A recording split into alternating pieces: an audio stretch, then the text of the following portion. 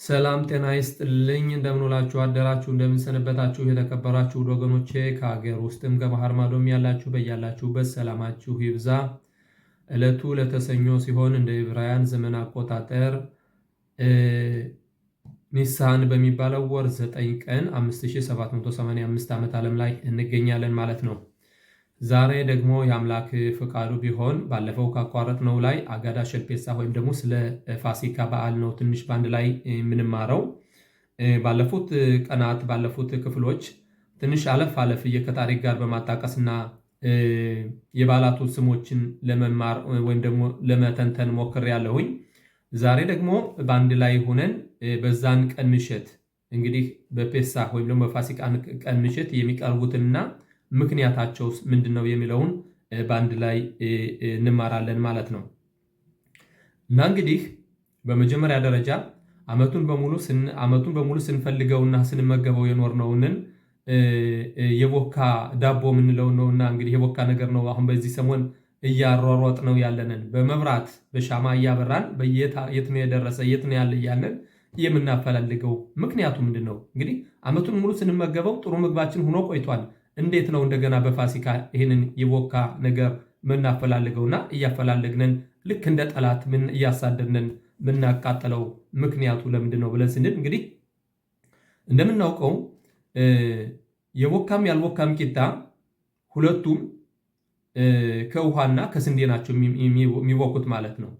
ያልቦካውና የቦካውም ያለያየው ነገር ምንድነው ብለን ስንል እንግዲህ ማጻ የምንለው ነገር ይሄ ያልቦካው ቂጣ ያቺው ያደረግናት አንድ ኪሎ ብናደርግ ያቺው ናት የምትወጣ ማለት ነው። ብዙ የሚጨመረው ነገር የለም ማለት ነው። በተቃራኒው የቦካ ደግሞ ልክ ይነፋፋል። ይነፋፋና ትልቅ ይሆናል። ውስጡ ክፍት ነው፣ ትልቅ ይሆናል። በዚህ እንግዲህ የጸረራ የምንለው አሁን ሰይጣን በዚህ መልኩ ነው። አንዲት ነገር እንግዲህ ሁሉ ነገር ተሟልቶልን ሁሉም ነገር ከቤታችን ሞልቶ አንዲት ነገር ስትጎል ያችንን ነገር ትልቅ አድርጎ ይነፋፋታል። በዚህ መልኩ በትልቁ ያደርግና በቃ ሁሉ ነገር እንደሌለን አድርጎ ለዲካውን ወይም ደግሞ ወደ አእምሮ ጭንቀት ውስጥና ወደ ሌላ ውስጥ ያገባናል ማለት ነው። ማጻና እንግዲህ የቦካና ያልቦካ ቂጣ የሚለያይበት ከዚህ ላይ ነው። አንድ ነገር ሲቦካ ምን ይባላል? በይሁዳ አባባል ላህሚጽ ተዝዳምኑት አህማጻ ማለት ምንድነው? እንግዲህ ማጻ የሚባለው የቦካ ማለት ምንድነው? ያለንን አጋጣሚ ማሳለፍ ማለት ነው። ለምሳሌ አሁን ብዙ ትእዛዛቶች ይላሉንን ብዙ ትእዛዛቶች የምንፈጽማቸው ምን ይለናል? የሰራ ተኛ ትንሽ። ለምሳሌ አሁን ጠዋት ወደ ጸሎት የሚሄድ ከሆነ ተኛ ትንሽ በሁለተኛው ጸሎት ትደርሳለህ እንደዚህ እያለ ያታልለናል፣ እንተኛለን። አሁን ደግሞ ሁለተኛው ሳይደርስ ደግሞ ምን ይለናል?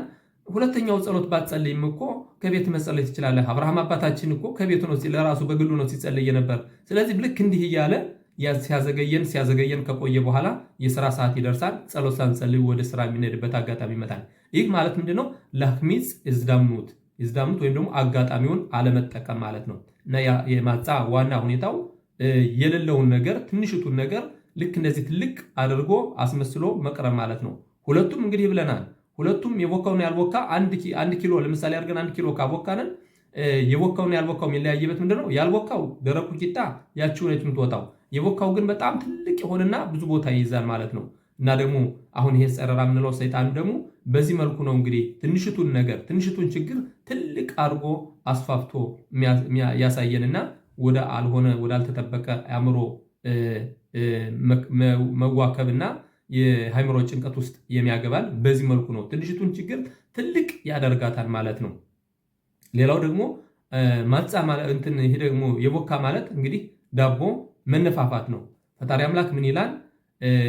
ጋብታን ይላል። ጋብታን ማለት ኩራተኛ ሰው በኔ ጋር አያድርም፣ የሚኮራ ሰው ከኔ ጋር በኔ በኩል አያድርም ይላል። ምክንያቱም ፈጣሪ አምላክ ትሁቶችን ነው የሚፈልገው። ፈጣሪ አምላክ ትሁት የሆኑት ለምሳሌ መምህራችን ሙሴ ዋና መጠሪያው ባሪያዬ ሙሴ ትሁት ነበር፣ በሰው ልጅ ሁሉ ከሰው ልጆች ሁሉ ትሁት ነበር። ትሁት ማለት አንገትን ዝቅ አድርጎ ያወቁት እንዳላወቁ የሚያደርግ ማለት ነው። በተቃራኒው የቦካ ደግሞ እና ደግሞ ኩራተኛ ሰው ደግሞ የሌለውን ሁሉ አለኝ ብሎ ከፍ አድርጎ መነፋፋት ማለት ነው። እና በዚህ ላይ ምን ይላል ፈጣሪ አምላክ? እንደዚህ ባለው ሰው ላይ መንፈሴን አላሳድርም ይላል። በጋብታኒም ወይ ደግሞ በኮራተኞች ማለት ነው። እና በዚህ ምክንያት ነው እንግዲህ ዳቦን ለምናሳድደው። እና እንግዲህ ዘንድሮ ፔሳህ ወይም ፋሲካ ለየት ይላል ከሁሉም የተለየ ነው። ምክንያቱም በሰንበት ቀን ነው የሚወጣው ማለት ነው። ሰንበት ልትወጣ ስትል ፔሳህ ፋሲካ ይገባል ማለት ነው። ስለዚህ ብዙ የተለዩ ነገሮች አሉ። ለምሳሌ ማስወገድ ያለብንን ነገር ጠቅልለን የምናስወግደው ሐሙስ ምሽት ነው ማለት ነው እና ዓርብ ላይ የምናበስላቸው ምግቦች እንግዲህ ካሸር በሆነው እቃዎች ባሉት እናበስላለን። ይሁን እንጂ ዓርብ ምሽትና ሰንበት ጠዋት እስከ 10 ሰዓት መብላት የቦካ ነገር መብላት ስለሚፈቀድልን እነዚህን የቦኩ ነገሮች በሃድፓሚ ወይ ደግሞ ለአንድ ጊዜ ብቻ ተጠቅመን በምንወረውረው እቃ አድርገን ከጠረጴዛው ላይ እናስቀምጣቸዋለን። ዓርብ ምሽት ሱዳ ይባላል። ሱዳት ሻባት እንበላለን። እንደገና ደግሞ ቅዳሜ ወይም ሰንበት ጠዋት ደግሞ አሁንም ሱዳ እስከ 10 ሰዓት በልተን ስናበቃ እንዳለ እስከነሳኪቱ ጥቅልል አድርጎ ይወረወራን ማለት ነው። ከዛም በኋላ ማጻ ወይም ደግሞ ደረቅ ቂጣም ሆነ የቦካም ነገር ሁሉንም መብላት አይቻልም። ለምሳሌ እንደ ፍራፍሬ ያሉ ነገሮችን ብቻ ነው ማለት ነው። እና እንግዲህ ዘንድሮ ባላቱ የሚውለው ልክ ሰንበት ልትወጣ ስትል ሰንበት ስትወጣ ባላቱ ይገባን ማለት ነው። እና ዛሬ በአንድ ላይ እንድናያቸው የፈለኩት ምንድነው በዛን ቀን ምሽት ኤረብ ፔሳህ ወይም ደግሞ በፋሲካ ቀን ምሽት የምናቀርባቸው ነገሮች ነው። ለምሳሌ አሁን ማጻን አለን። ማጻ ወይም ያልቦካ ቂጣ የሚቀርብበት ምክንያት ያልቦካ ቂጣ ካልቀረበ በዛን ቀን ምሽት አጋዳ ወይም ደግሞ ይህን ታሪክ መተረክ አይቻልም። ማጻ ተፊታችን ያልቦካ ቂጣ ይዘን ነው ይህንን ታሪክ መተረክ ምንችለው ለልጆቻችን። አጋዳ ማለት ለአጊድ ወይም ደግሞ ለልጆቻችን ታሪኩን መናገር ማለት ነው። እና እንግዲህ ይህን ታሪክ ለመተረክ የግዴታ ከኦሪት ነው ያልቦካ ቂጣ መኖር አለበት ማለት ነው። እነዚህ ያልቦካ ቂጣዎች የሚኖሩት ምንድነው? በላይ በኩል ከእንግዲህ ሰሃን አለ። ከሰሃኑ በበላይ በኩል 3 ማጻዎች ይሆናሉ ማለት ነው። ይህም እንዳልነው ባለፈው እንዳልነው የእስራኤል ልጆች ፈጣሪ አምላክ በፍጥነት በሂፓዞን ይባላል በፍጥነት ሲያወጣቸው የያዙት ዶቄት ያልቦካ ስለነበረ ስለዛ ስለ ግብፅ መታሰቢያ ዘኸር ለይጽያት ሚስራይም ደግሞ ለግብፅ መታሰቢያ 3 ማጻዎችን በበላይ በኩል እናደርጋለን ማለት ነው። በቀኝ በኩል ደግሞ ዝሩዋ እናደርጋለን። ዝሩዋ ማለት ምንድነው? እንግዲህ የበግ ቅልጥም ማለት ነው። የበግ ቅልጥም ምሳሌው ምንድነው ብለን ስንል እንግዲህ ሁሉም ለዘኸር ነበረው። ለዘኸር ኩርባን ፔሳህ ለዘኸር ኩርባን ፔሳህ ለፋሲካ የዛን ጊዜ ቤተ መቅደሱ በነበረበት ጊዜ ቁርባን ስለ ፋሲካ ይቀርብ ነበር። ስለዛ መታሰቢያ ነው የሚሆነው። ሌላው ደግሞ ፈጣሪ አምላክ በጠንካራ ክንዱ ስላወጣን በዝሩዋ ንቱያ ማለትም በጠንካራ ክንዱ ስላወጣን የበግ ቅልጥም በቀኝ በኩል ይሆናል። ከዛ በበታች ደግሞ ምን ይሆናል? ሐሮሴት ይባላል። ሐሮሴት ማለት እንግዲህ የተፈጨ ነገር ነው። ከተምርና ከተለያዩ ነገሮች እየተፈጨ ነገር ነው። ያ ደግሞ የሚያሳየው ምንድነው? መታሰቢያነቱ ምንድነው? ሁሉም ለዘኸር ነው የሚባለው። መታሰቢያነቱ ምንድነው? የእስራኤል ልጆች ግብጾች በባርነትና በሲሚንቶ በማውካት ሲያሰሯቸው ስለነበር ስለዛ መታሰቢያ ነው ማለት ነው።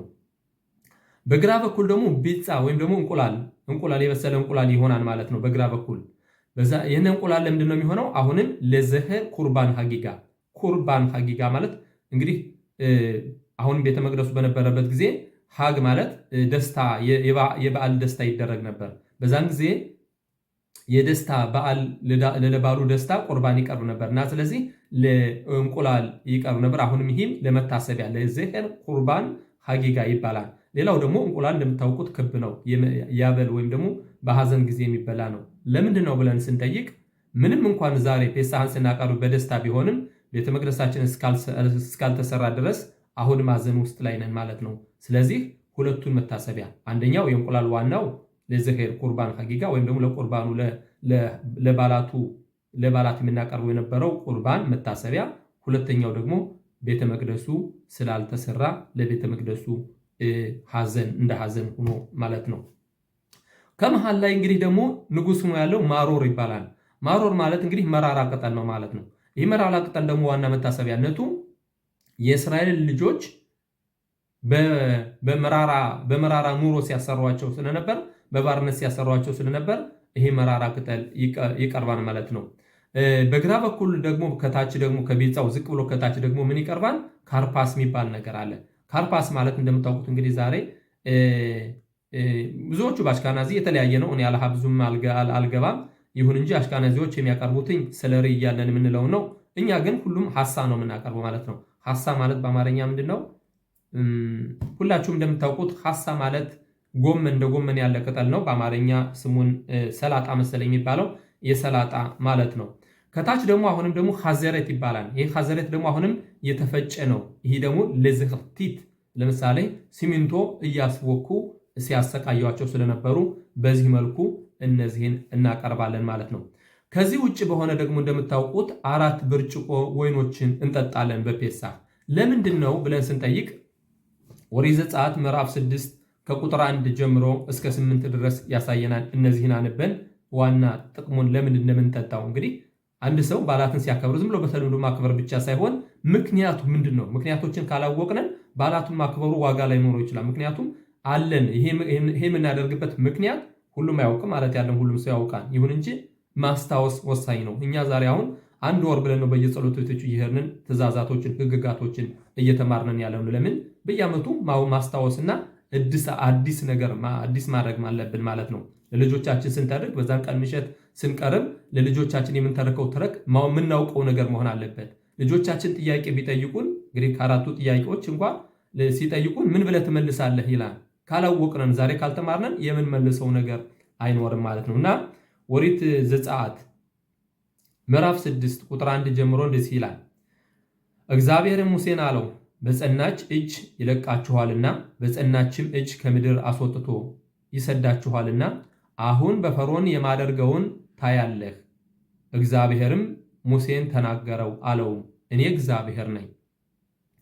ለአብርሃምም ለይስሐቅም ለያዕቆብም ሁሉን እንደሚችል አምላክ ተገለጡ። ነገር ግን ስሜ እግዚአብሔር አልታወቀላቸውም ነበር። የተሰደዱባትንም ምድር የእንግድነታቸውን የከነዓንን ምድር እሰጣቸው ዘንድ ከእርሱ ጋር ቃል ኪዳኔን አቆምኩ ይላል። እንግዲህ ከዚህ ላይ ዞሽ አምዳ ምን ለዋለ ገና አገዳውን ስንከፍት ዞሽ አምዳ ላቦቴኑ ብላኑ ዘሎሃድ በለባድ አማዳ ለኑ ሊኻሎቴኑ አካዶሽ ባሩሁ ማጽሎኑ መያዳም ወደ አማርኛ ለመተርገም እችናት የቆመችልን ይላል። እችናት የቆመችልን። ብዙ ሰዎች ሊያጠፉን ይፈልጉ ነበር፣ ለዘመናት ሊያጠፉን ይፈልጉ ነበር። ይሁን እንጂ ፈጣሪ አምላክ ከእጃቸው ያድነናል። እዞሽ አምዳ ማለት እችነት የቆመችልን ማለት ማነች? ከዚህ ላይ አሁን እንደምናየው ወደ ቁጥር 4 ፈጣሪ አምላክ ከአብርሃም አባታችን ጋር እንዴት ነው የሚለው? የተሰደዱባትንም ምድር የእንግድነታቸውን የከነዓንን ምድር እሰጣቸው ዘንድ ከእነርሱ ጋር ቃል ኪዳኔን አቆምኩ። ከማን? ከአባቶች ጋር። የአባቶች ቃል ኪዳን ነው እንግዲህ ለዘመናት የቆመችልንና ዓለማት ሊያጠፉን ሲፈልጉ የማይችሉበት ምክንያት ማለት ነው። እንደምታዩት እንግዲህ ኪፍሳ ኤኻድ ቤን ሽቪም ዝብ ይባላል። እንግዲህ ከ8 ሚሊያርድ በበላይ ህዝብ አለ። 15 ሚሊዮን ማንሞላ ህዝቦች ነን እንግዲህ በዓለም ከፈለጉ በደቂቃ ውስጥ ማጥፋት ይችላሉ። ግን ፈጣሪ አምላክ ግን ሁል ጊዜም ከእጃቸው ያድነናል ማለት ነው። ለምን ሲባል እች ቃል ኪዳን የአባቶቻችን ቃል ኪዳን ለዘመናት ቆማልናለችና።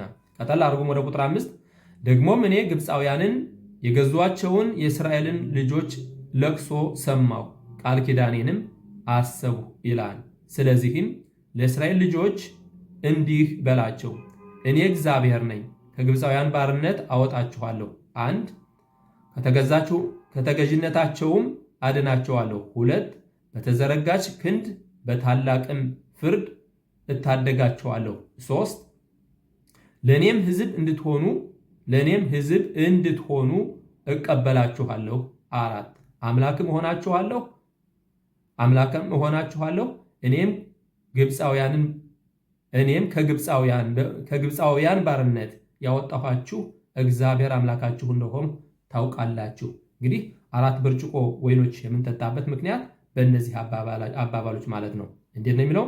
ከግብፃውያን ባርነት አወጣችኋለሁ። 1 ከተገዥነታቸውም አድናችኋለሁ። 2 በተዘረጋች ክንድ በታላቅም ፍርድ እታደጋችኋለሁ። በተዘረጋች ክንድ እንግዲህ ኬበስ የበግ ቅልጥም የምናቀርበው በተዘረጋች ክንድ በታላቅም ፍርድ እታደጋችኋለሁ። 3 ለእኔ ሕዝብ አድርጌ እንዴት ነው የሚለው? ቀጥል አድርጎ ለእኔም ሕዝብ እንድትሆኑ እቀበላችኋለሁ፣ አምላክም እሆናችኋለሁ። እኔም ከግብፃውያን ባርነት ያወጣኋችሁ እግዚአብሔር አምላካችሁ እንደሆኑ ታውቃላችሁ ሲል ያሳየናል ማለት ነው። ስለዚህ 4ቱ አባባሎች 4 ብርጭቆ ወይኖችን እንጠጣለን። ቀጠል አድርጎም ደግሞ 5ኛ ደግሞ አለ። 5ኛ በብርጭቆ ደግሞ የሚቀዳለን እንደምታስታውሱት ለኤልያዋ ነቢይ ያለን ቀርተን የምናስቀምጠው የማይጠጣ ማለትም ለነቢዩ ኤልያስ እንዳልኳችሁ ባለፉት ሳምንታት እንደተማርነው ነብዩ ኤልያስ እንግዲህ እስከ ነፍሱ የሄደ ነቢይ አንድ እሱ ብቻ ነው። በመጨረሻው ጊዜ እሱ ነው የሚላከው ማለት ነው። እሱ ተልኮ የአባቶችን ልብ ወደ ልጆች፣ የልጆችን ልብ ወደ አባቶች፣ ወደ ፈጣሪ አምላክ የሚያቀርብ ፈጣሪ አምላክ በመቅሰፍቱ እንዳይመጣን በዛን ጊዜ በግብፅ ላይ እንዳደረገው ግብጾችን ሲመታ እኛን ለይቶ እንደ አለፈ ዘለለ የፋሲካ ዋና ስሙ ባለፈው ተናግረነዋል። አለፈ ዘለለ ማለት ነው። የዛን ጊዜ ደግሞ ፈጣሪ አምላክ ዓለምን መጥፎ የሰሩትን በቅስፈት ሲመታ እኛንን እንዲያተርፈን ነብዩ ኤልያስ ይላካል። አምስተኛው ብርጭቆ የምንቀዳው ለኤልያዋ ነቢይ ብለን የምንቀዳው ደግሞ ወደ ቁጥር 8 እንዲህ ሲል ያሳያል። ለአብርሃምና ለይስሐቅ ለያዕቆብም እሰጣት ዘንድ ወደ ማልሁባት ምድር አገባችኋለሁ፣ እርሷንም ርስት አድርጌ እሰጣችኋለሁ፣ እኔ እግዚአብሔር ነኝ ይላል። እንግዲህ እሷንም ርስት አድርጌ እሰጣችኋለሁ የሚለው እስከ ዛሬ ድረስ ገና አልተፈጸመልንም። ለምን ቢባል እንደምታውቁት በየጊዜው በመጀመሪያ የእስራኤል ልጆች መጡ፣ ለ850 ዓመት ቆዩ፣ ተሰደዱ። እንደገና ሁለተኛ ተመለሱ፣ ለ420 ዓመት ቆዩ፣ ሁለተኛ ተሰደዱ። አሁን ደግሞ መጣን፣ ገና 70 ዓመት 75 ዓመት 77 ዓመት ነው ያለ ነው እና ስለዚህ ለዘላለም ፈጣሪ አምላክ ቃል እንደገባው ለአባቶች እንደገባው ቃል ለዘላለም የሚሰጠን ጊዜ ገና ነው። መሲሐችን ሲመጣ ንጉሱ ሲመጣና በዓለም ላይ ሲገዛ ነው። አሁን ይሄ ቃል ስላልተፈጸመ ይሄ ቃል ለዘላለም ለኛ ብቻ እንደምትሆንና ከዚህ ውስጥ ያሉ አህዛቦች ሁሉ እንደሚባረሩ እንደሚወጡ ከትንቢተ ዘካርያስ እንደምናየው በመጨረሻው ጊዜ አንድም ሰው ከዚች ምድር አይኖርም ከእስራኤል ውጭ ብሎ እንደሚለው ግን ይመጣሉ። በዓለም ያሉ ህዝቦች ይመጣሉ ቁርባን ለማቅረብ እንጂ ግዛቱ ጠቅሎ ለእስራኤል ንጉስ ስለሚሆን ይህ ነገር ገና ስላልሆነ አሁን ወደ ቁጥር 8 የምናነበው ምንድን ነው የሚለው? ለአብርሃምና ለይስሐቅ ለያዕቆብም እሰጣት ዘንድ ወደ ማልሁባት ምድር አገባችኋለሁ፣ እርሷንም ርስት አድርጌ እሰጣችኋለሁ፣ እኔ እግዚአብሔር ነኝ በማለት ያሳየናል ማለት ነው። እና እንግዲህ በአጠቃላይ ፈጣሪ አምላክ በቅርብ ጊዜ ደግሞ ርስት አድርጎችን አገር ዛሬ እኛ ገዥነን ማለት አንችልም። በተለይ ከፊሉ የእስላም ነው። ከዛም ደግሞ እንደምታዩት ደግሞ አሁን ያለነው ጭራሽ የስደት ኑሮ እንጂ ህይወት ወይም ደግሞ የነፃነት የምንለው ገና ስላላገኘን ድረስ እስከ በዛን ጊዜ ግና ፈጣሪ አምላክ ባለው ጊዜ ግና ልክ ለዘላለም እቺ ቅድስት ሀገር ለእስራኤል ልጆች ብቻ ፈጣሪ አምላክ ቃል እንደገባው እንዲሆን ይህ አምስተኛው ብርጭቆ ይቀርባል ማለት ነው። ከዚህ ቀጥል አድርጌ እንዳልኋችሁ ይሄ ሀድጋዲያ የምትባለውን አባባል ከታሪክ ጋር አጣቅሼ ታሪክ ነች። የዓለምን ታሪክ ጠቅልል አድርጋ የያዘች ነች። እንግዲህ እንደምታውቁት ዓለማችን የምትሽከረከረው በእስራኤል ዙሪያ ነው። በእስራኤል ልጆች ምክንያት ነው። እንዴት ነው? ብሽብል እስራኤል ኦቢግላል እስራኤል ለእስራኤል ልጆች ሲል እንዲሁም በእስራኤል ልጆች ምክንያት ነው። ዓለማት እንግዲህ ከዚህ ላይ የሚያሳየው ምንድን ነው? ነቢዩ ሶፎንያስ ከዛ ከመግባቴ በፊት ነቢዩ ጸፋንያ ነው የሚባለው በኢብሪት፣ በአማርኛ ሶፎንያስ ምስል የሚባለው እንደሚያሳየው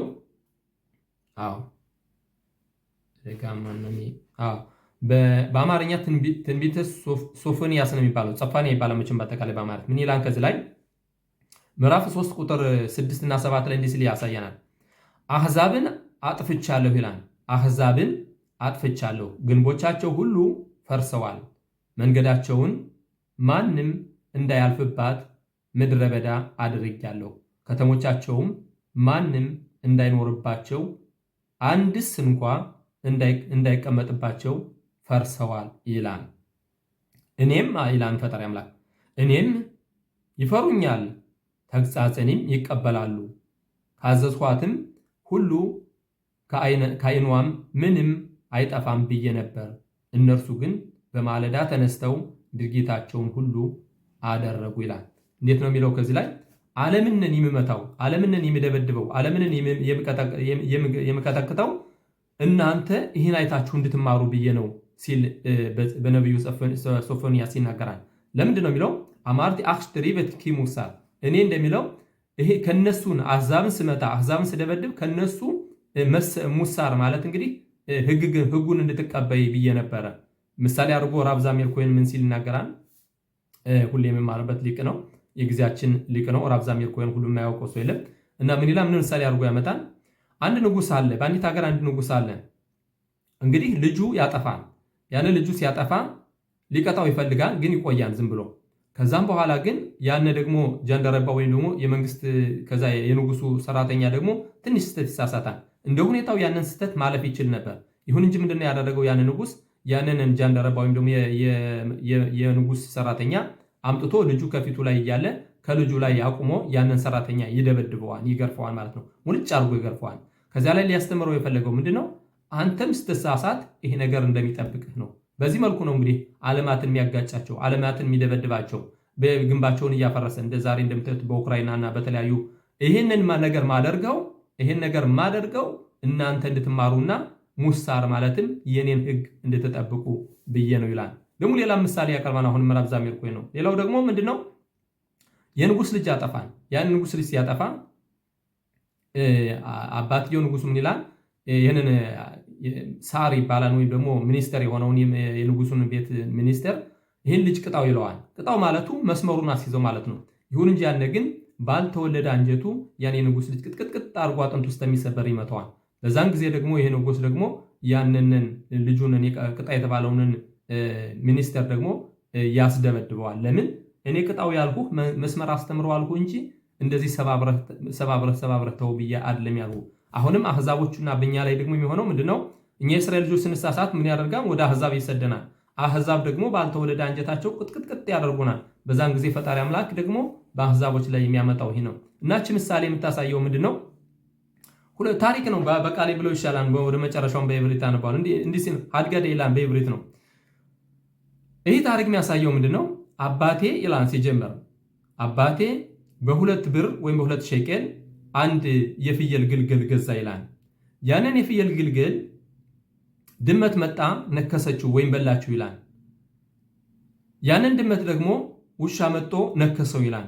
ያን ውሻ ደግሞ ብትር መጥቶ መታው ይላል። ያን ብትር ደግሞ እሳት መጥቶ አቃጠለው ይላል። ያንን እሳት ደግሞ ውሃ መጥቶ አጠፋው ሲል ይቀጥላል። ያንን ውሃ ደግሞ በሬ መጥቶ ጠጣው። ያንን በሬ ደግሞ አራጅ መጥቶ አረደው። ያንን አራጅ ደግሞ ማለኻማ ቤት ወይም ደግሞ ሰይጣን መጥቶ አረደው። ያንን ሰይጣን ደግሞ ፈጣሪ አምላክ አረደው ሲል ነው የሚቀጥለው። በኔው አባባል ነው። አላነበውም። ባነበው ወደ ከአረመኛ ወደ ዕብሪት ከዕብሪት ወደ አማርኛ ብዙ ጊዜያትን ይፈጃል። ይህ ምንድነው ሲሉ ሊቃውንቶች አሁን ተዚህ ላይ ራብ ዛሜርኮይ እንትን አድርጎታን ባጋዳ ሸልፔሳ ትንሽ ለማንበብ እሞክራለሁ። ይህ ምንድነው ሲል በመጀመሪያ ፈጣሪ አምላክ እንግዲህ ከዚህ ላይ ሁለት ራቢ ዮሹዋና ራቢ ኤልዓዛር የሚባሉ ሁለት የሚከራከራሉ። ይህ ዓለም በመቼ ነው የተፈጠረው? በመስከረም ነው ወይስ በኒሳን? ኒሳን በሚባለው ወር ነው ወይስ በትሽሬ ነው ሲሉ ይከራከራሉ። አንደኛው በትሽሬ ነው ይላል፣ አንደኛው በኒሳን ነው ይላል። ይሁን እንጂ እውነታው ግን ዓለም የተፈጠረችው የመጀመሪያው አዳም የተፈጠረው በመስከረም ነው። ይሁን እንጂ በዛን ጊዜ ግና ፈጣሪ አምላክን የሚያውቁ ህዝቦች ስላልነበሩ በዛን ጊዜ ግን ምንም ለባዶ ለከንቱ ስለነበረ የእስራኤል ልጆች ተመርጠው ህዝብ ከሆኑ በኋላ ነው እንግዲህ እቺ ዓለም ማንነቱ አይታወቀውም። ምክንያቱም የፈጣሪ አምላክን ትእዛዝ ኦሪቱን ስለተቀበሉ ዓለማት አንቀበልም ያሉትን የእስራኤል ልጆች ስለተቀበሉ፣ ስለዚህ የኒሳን ወር የተባለው ለእስራኤል ልጆች የወሩ መጀመሪያ ሊሆን የቻለው ምንም እንኳን ዓለም የተፈጠረው በትሽሬ ወይም በመስከረም ወር ቢሆንም ለ2448 ዓመት የእስራኤል ልጆች ተመርጠው እንደ ህዝብ ሆነው የፈጣሪ አምላክ አገልጋይ እስከሆኑበት ድረስ ዓለም ከንቱ ነበረ። ስለዚህ በኒሳን ነው የተፈጠረ ብለው የሚከራከሩ ሊቃውንቶችም ያሉት ለዚህ ነው። ሁሉም እውነት ናቸው። ምንም እንኳን በትሽሬ በመስከረም የሆነ ቢፈጠር ዓለም ግን ጣዕም ያለውና ጣዕም ሊኖረው የቻለው የሰው ልጆች ፍጥረት የእስራኤል ልጆች የፈጣሪ አምላክን ትእዛዝ ከተቀበሉበት ጊዜ ጀምሮ ነው ሲል ያሳያል። አሁን እነዚህ ምሳሌዎችን ወደ ምሳሌው እንመለስና ምሳሌዎች ምንድን ነው የሚያሳዩት?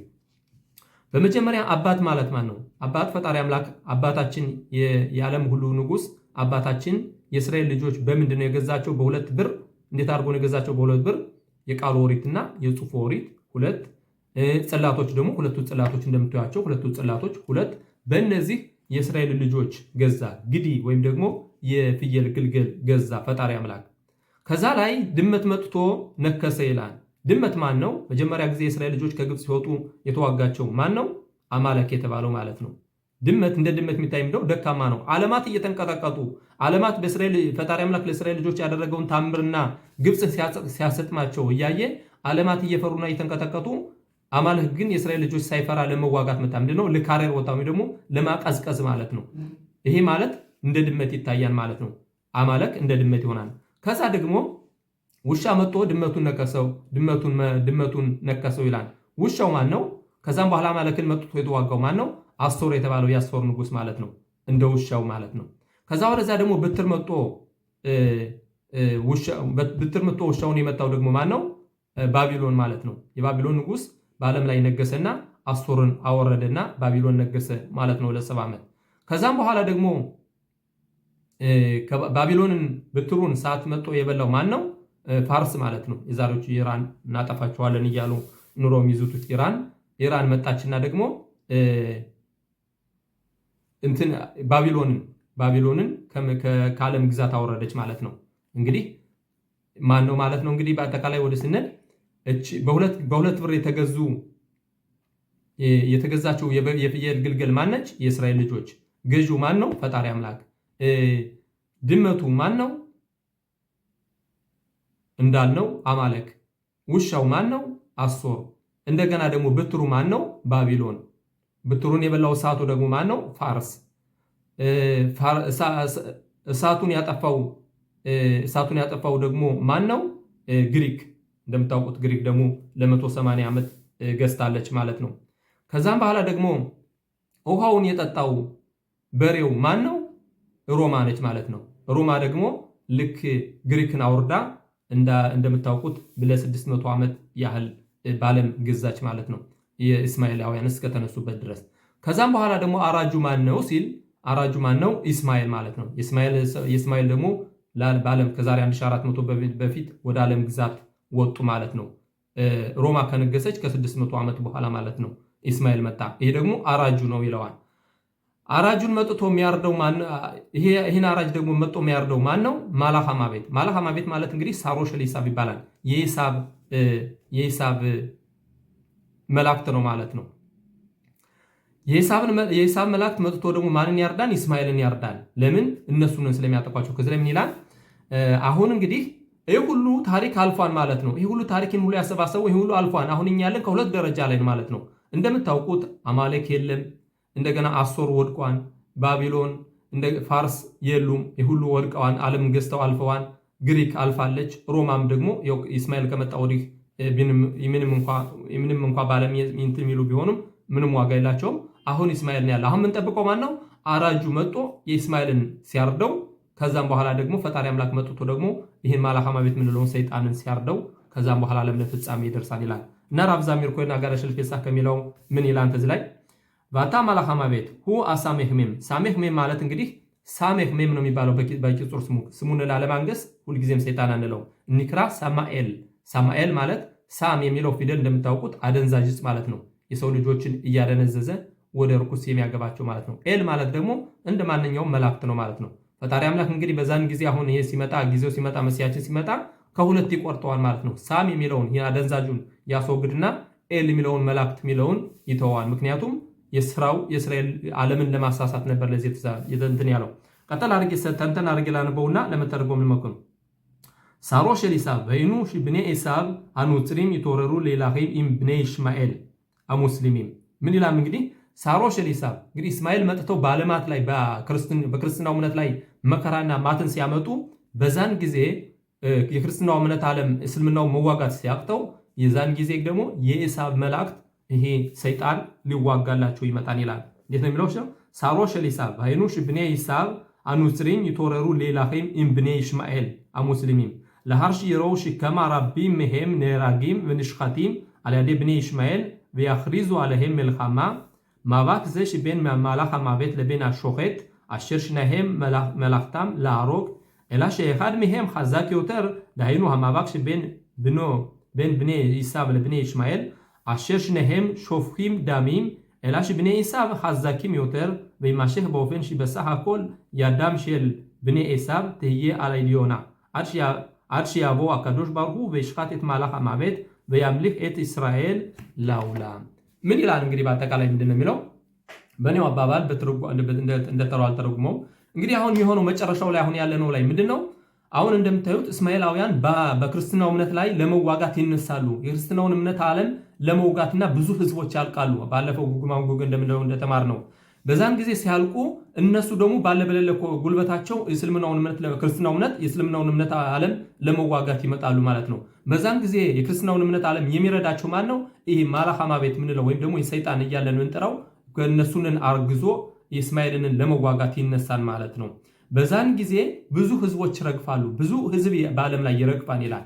የዛኔ ፈጣሪ አምላክ ይነሳን ይላል። ፈጣሪ አምላክ ይነሳና ይሄን ሰይጣን ከሁለት ይቆርጣውና ኤል የሚለውን ወይም ደግሞ ኃይል የሚለውን ይተውና ሳም የሚለውን አደንዛዡን ያስወግድና ከዛም በኋላ ምን ይላል አልሽ ያቡ አካዶች ባርኩ በይሽኻት እት ማላኻማ ቤት ፈጣሪ አምላክ መጥቶ በዛን ጊዜ ይሄን ሰይጣን ይቆርጠዋል፣ ያርደዋል ማለት ነው። ያርደዋል በአማቤት በያምሊህ እት እስራኤል አላውላ በዛን ጊዜ እስራኤልን ለዓለም ነገስታት አድርጎ ያወጣቸዋል ማለት ነው። እንግዲህ እስከዛሬ ድረስ የነገሱትን በዓለማችን የነገሱትን ጠቅሰናል። እነዚህ አሁን የጠቀስናቸው በአጠቃላይ ያለፉት ናቸው። አሁን የቀረ እስማኤል እንደምታዩትኝ በዓለም ላይ ከነገሰ እንሆ 1400 ዓመት ሆኖታል። አሁን ሁለቱም ናቸው እንግዲህ የእስልምናና የክርስትናውን እምነት ዓለም ይጣሉትኝ። በዛን ጊዜ ግን ይሄ አሁን እርኩስ መንፈስ ምንለው ሰይጣን የክርስትናውን እምነት አብሮ ሲዋጋ በዛን ጊዜ ፈጣሪ አምላክ መጥቶ ይሄንን እርኩስ መንፈስ ያርደዋል። ከዛም በኋላ እስራኤልን በዓለም ላይ ያነግሳል ይባላል። ወገኖቼ ይሄ ነገር በቅርብ ጊዜ እንደሚሆን ምክንያቱም እንደምታዩት ታሃና ደርሰናል፣ መጨረሻው ላይ ነው ያለነን። አሁን ከታሪክ ስትረዱ አሁን እነዚህ የጠቀስናቸው ዓለማት ሁሉ አልፈዋል፣ ያለፉ ናቸው። አሁን የቀረ ይሄ ማላኻማ ቤት ወይም ሰይጣን መጥቶ የእስማኤልን ሲያርደው ከዛ ፈጣሪ አምላክ መጥቶ ደግሞ ይህን ሰይጣን ሲያርደውና የእስራኤል ልጆች ሲያነግስ ማየት ብቻ ነው። ስለዚህ ሌላው በዘካርያ ይሁዳለት እንደተጻፈው በዚህ መልኩ ዓለምን ለፍጻሜ እንደሚያደርሳት ያሳየናል ማለት ነው። ወገኖቼ ሰላም የሰፈነበትና ሰንበትና ሰላም የሰፈነበት በዓላት ይሁንልንን። ፈጣሪ አምላክ ደግሞ በቅርብ ጊዜ በጊዜያችን በአሁን ባለንባት ጊዜ መሲሁን አምጥቶ ይህን አሁን ያነበብነውን ለማየት ያብቃን እላለሁኝ እና መልካም የፋሲካ በዓል ሀግ ሰሚያህ በካሸር ሼላሄም ወንድማችሁ ጋሻ ወርቁ ነኝ ከሁሎን ሰላም